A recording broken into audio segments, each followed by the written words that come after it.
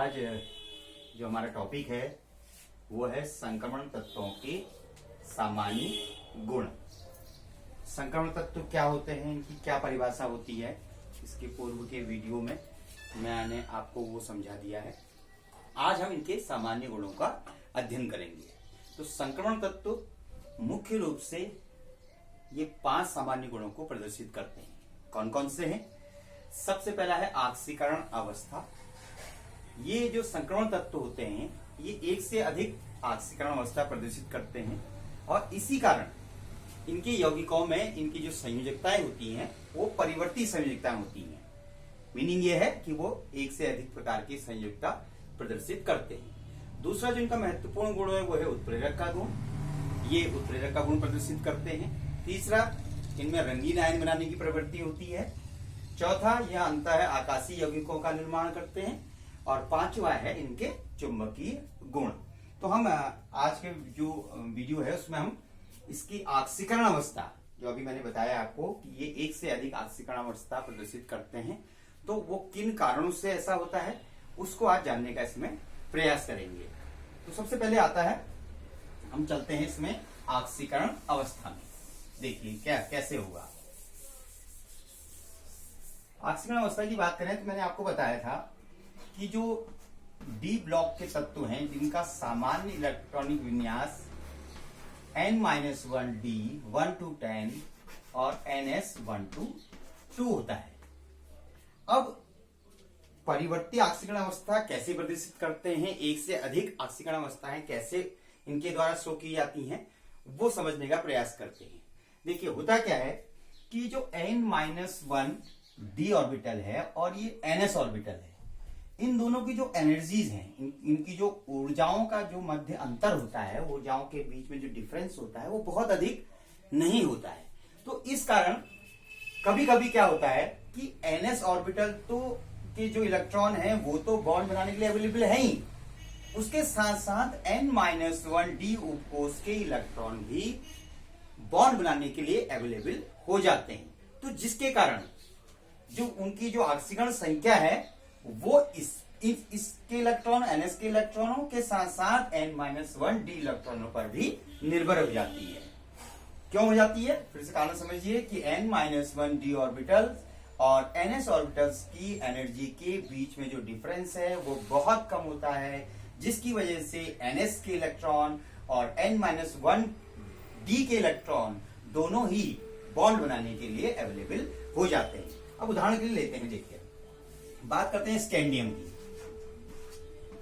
21 इसका परमाणु क्रमांक होता है और जो वाहितम इलेक्ट्रॉनिक विन्यास है वो है 3d1 और 4s2।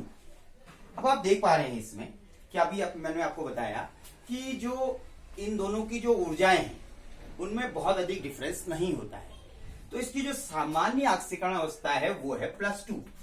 वो किस वजह से है कि 4s के जो 2 इलेक्ट्रॉन बॉन्ड बनाने में इन्वॉल्व होते हैं, तो इसकी वजह से इसकी जो सामान्य ऑक्सीकरण अवस्था है वो +2 आती है।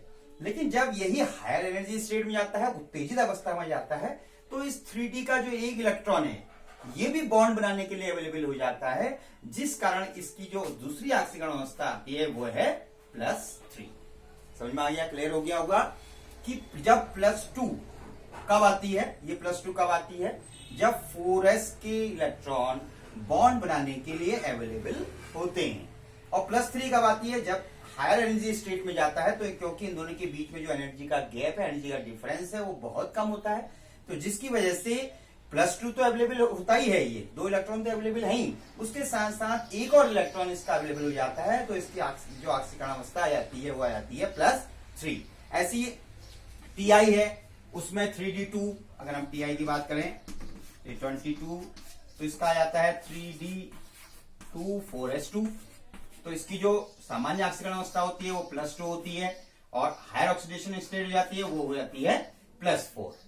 तो जैसा कि मैंने आपको कारण पहले ही स्पष्ट किया था कि जब n-1d ऑर्बिटल्स भी बॉन्ड बनाने के लिए अवेलेबल हो जाते हैं, तो उस परिस्थिति में जो संक्रमण तत्व हैं वो हायर ऑक्सीडेशन स्टेट शो करते हैं। जैसे हमने अभी पढ़ा, इसमें +2 और +3, इसमें +4, +2 और +4। अब बात करते हैं कि किस तरीके से इसका ट्रेंड आता है, किस तरीके से ये जो ऑक्सीकरण अवस्था हमने पढ़ी है इसका कैसा ट्रेंड रहता है, इसकी वजह से क्या क्या चेंजेस आते हैं। देखिए पहले की अगर बात करें, जो मैंने आपको बताया था कि संक्रमण तत्वों की 4 श्रेणियां होती हैं, 3D, 4D, 5D और 6D। तो जो प्रथम संक्रमण श्रेणी है उसकी जो सामान्य ऑक्सीकरण अवस्थाएं होती हैं वो +2 होती हैं सामान्य, और +3। उसका रीजन मैंने आपको बताया कि अगर 2 अवेलेबल हैं तो +2, अगर उसके आगे अवेलेबल हैं तो +3। जो 3D सीरीज है, 3D जो संक्रमण श्रेणी है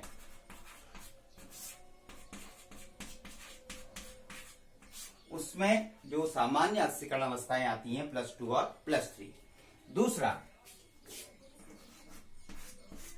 जैसे जैसे ग्रुप में परमाणु क्रमांक बढ़ता है, परमाणु क्रमांक बढ़ने के साथ साथ जो हायर ऑक्सीडेशन स्टेट होती हैं वो भी क्रमिक रूप से बढ़ने लग जाती हैं।